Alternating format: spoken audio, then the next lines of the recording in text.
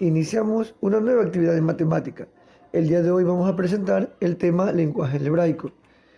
El lenguaje algebraico sirve para expresar enunciados matemáticos o de la vida cotidiana de forma muy sencilla, mediante el uso de números, letras y operaciones algebraicas. Recordemos que las letras pueden ser cualquier letra del alfabeto. En el cuadro podemos observar frases que normalmente decimos en lenguaje ordinario y también expresadas al lenguaje algebraico. La suma de dos números lo podemos expresar como x más y. Recordemos que son dos números diferentes, entonces por eso es x más y, dos letras diferentes. Pueden ser cualquier letra del abecedario. En este caso se ha escogido x y y. El doble de un número. El doble significa dos veces ese número. 2 multiplicado por x, que sería el número que no conocemos. La mitad de un número sería este número dividido entre 2, tal y cual como se ve aquí en el ejemplo. Las operaciones aritméticas también se pueden expresar en el lenguaje algebraico. Normalmente, al decir aumentar, un número aumentado en 5, por ejemplo. Entonces vamos a utilizar como una operación de suma al traducirlo al lenguaje algebraico. Mayor que podría ser un número es mayor en 5 que otro número.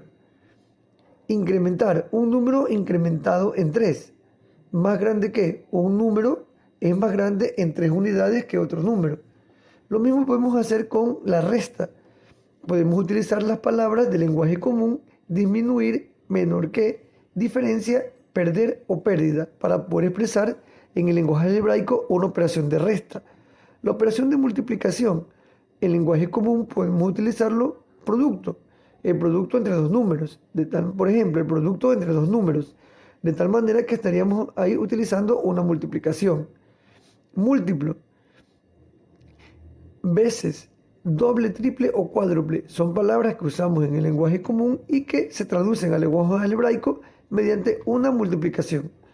Una división, cociente, dividido, proporción, razón, mitad, tercera, cuarta, etc. Son palabras que usamos en el lenguaje común y que traducido al lenguaje hebraico me van a representar una operación de división. En la siguiente tabla tengo expresiones expresadas en lenguaje común y expresadas en lenguaje hebraico. Por ejemplo, podemos decir un número cualquiera. Un número cualquiera representa una variable. Una variable en este caso es la A. Puede ser cualquier variable que nosotros podamos poner, cualquier letra del alfabeto. La suma de dos números diferentes. Esos dos números diferentes van a ser A y B.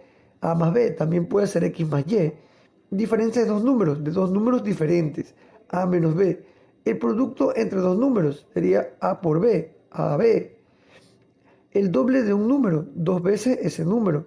El triple de un número, el cociente de dos números, la mitad de un número, la tercera parte de un número, la cuarta parte de un número, el cuadrado de un número. Entonces, como podemos ver, es una potencia que está elevado al cuadrado. El cubo de un número cualquiera, que puede ser cualquier variable, elevada al cubo. La raíz cuadrada de un número, como podemos ver aquí dice raíz cuadrada de p, donde se puede usar cualquier letra del alfabeto para denotar el número que no conocemos.